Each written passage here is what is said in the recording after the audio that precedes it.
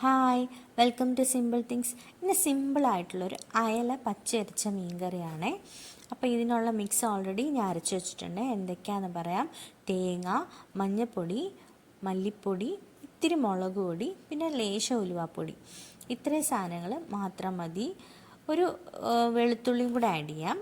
ഇത്രയും സാധനങ്ങൾ മിക്സിയിലിട്ട് നല്ലോണം അരച്ചെടുക്കുക. അരച്ചതിന് ശേഷം ലേശം വെള്ളവും കൂടെ ഒഴിച്ചിട്ട് നല്ലോണം മീനിൻ്റെ അകത്തിട്ട് മിക്സ് ചെയ്യുക. അതിലേക്ക് ഒരു പച്ചമുളക് കീറിയതിടുക. ലേശം ഉപ്പും കൂടി ഇട്ടിട്ട് നല്ലോണം തിളപ്പിക്കാൻ വെക്കാം. അപ്പോൾ ഒരുമിച്ചെല്ലാം കൂടെ വെച്ചിട്ട് നല്ലോണം തിളച്ച് വരുവേ. അപ്പോൾ ഇനി നമ്മൾ കുറച്ച് നേരം അടച്ചു വെച്ച് തിളപ്പിക്കാം. ഈ സമയം നമ്മൾ തക്കാളി അരിഞ്ഞു വെച്ചിട്ടുണ്ടായിരുന്നു. ഒന്ന് തിളച്ച് വന്നപ്പോഴത്തേക്ക് നമ്മൾ ഇതിലേക്ക് ആഡ് ചെയ്ത് കൊടുത്തു.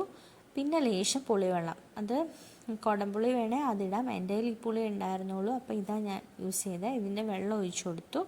അപ്പോൾ ഇനി അടച്ചു വെച്ച് നമുക്ക് നല്ലോണം വേവിക്കാം. നല്ലോണം തിളച്ച് വന്നിട്ടുണ്ട്. നല്ലൊരു മണം വരുന്നുണ്ട്. ലേശം കൂടെ പറ്റാനുണ്ട്. അതുവരെ നമുക്ക് വെയിറ്റ് ചെയ്യാം.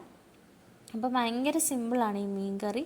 പെട്ടെന്നൊരു തട്ടിക്കൂട്ട് മീൻ കറി എന്ന് പറയാം. ഈ അരപ്പ് മാത്രം ഒന്ന് അരച്ചാൽ മതി, പെട്ടെന്ന് റെഡിയാവും. ഉള്ളി വഴട്ടാനോ ഒന്നിനും പോകണ്ട. ജസ്റ്റ് ഒന്ന് തിളച്ച് വന്നു കഴിയുമ്പം സിമ്മിലിട്ടതിന് ശേഷം ഒന്ന് പറ്റിച്ചെടുക്കുക. പറ്റി വരുന്ന സമയമാകുമ്പം ലേശം വെളിച്ചെണ്ണ തൂക്കി അടച്ചു വെച്ച് ഒന്നും കൂടെ അടച്ചു വെച്ച് പറ്റിച്ചെടുക്കാം. അപ്പോൾ അത്രയേ ഉള്ളൂ. അവസാനം നമ്മൾ കരിയാപ്പിലയും കൂടി ഇട്ടിട്ട് വീണ്ടും മൂടി വെക്കാം. ആ മൂടി വെച്ചിട്ട് തീ ഓഫ് ചെയ്ത് വെക്കുക.